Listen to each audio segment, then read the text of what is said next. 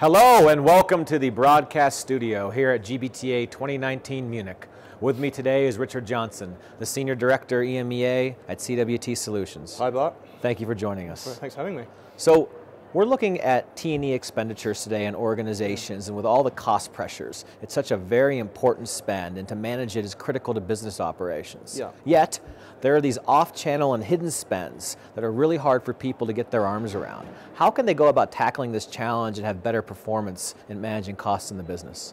Well, it's a great question. It's very relevant today, Bart. I think, if we go by the mantra that if you can't measure it, you can't monitor it, and you can't manage it, then having off-channel spend means it's impossible to understand what your total cost of trip is. So it's really critical that travel program leaders seek to bring in as much information into their program as possible through consolidation of data through the relevant channels, and then making sure that people book spend through the right areas so that you're able to capture that information, visualize it, and take actionable decisions on it.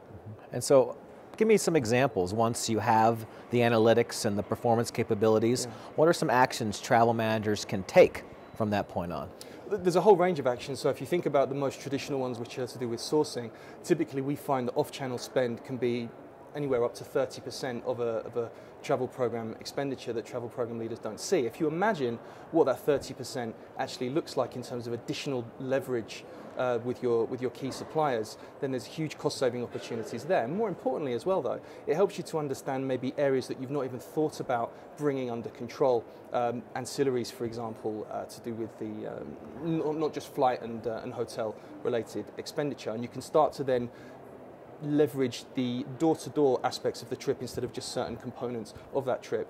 And what's really key as well, of course, is when you understand how people are traveling through this better visibility, you can start to tailor your policy, and then that really starts to have a human impact, helping to ensure traveller well-being and making sure that your policy is accurately reflective of how your individuals need and want to travel. And that's great. Once the travel managers take these actions, Sure. What kind of ROIs are businesses seeing? The ROI one's a difficult one to give you a hard number on, because it can vary depending on the maturity of a customer. What we say in Solutions Group typically is we achieve an ROI for our clients of 13 to 1. So if you imagine that you're taking an additional 30% of expenditure and bringing that into the fold, then potentially there's an ROI of 13 to 1 there.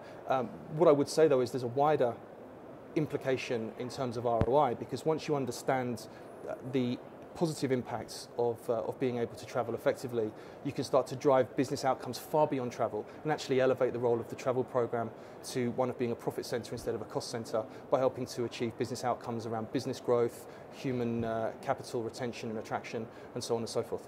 Well, that's great, Richard. 13 to 1, I'm sure my CFO would sign off on that. Thank you for joining us today in the broadcast studio.